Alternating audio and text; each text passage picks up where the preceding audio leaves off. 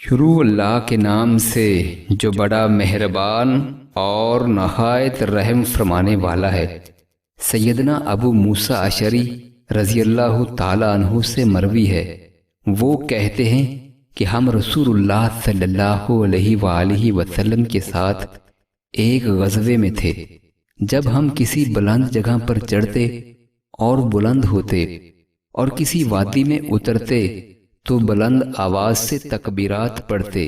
رسول اللہ صلی اللہ علیہ وآلہ وسلم ہمارے قریب ہوئے اور فرمایا، لوگو اپنے نفسوں پر نرمی کرو، بے شک تم لوگ ایسی ذات کو نہیں پکار رہے ہو جو بحری یا غائب ہو، بلکہ تم سننے والی اور دیکھنے والی ذات کو پکار رہے ہو۔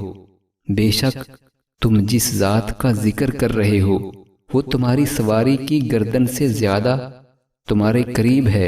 اے عبداللہ، کیا میں تجھے ایسے کلمے کی تعلیم نہ دوں جو جنت کے خزانوں میں سے ہے؟ وہ کلمہ لا حول ولا قوت الا باللہ، برائی سے بچنے کی طاقت اور نیکی کرنے کی قوت نہیں ہے مگر اللہ تعالیٰ کی توفیق سے ہے۔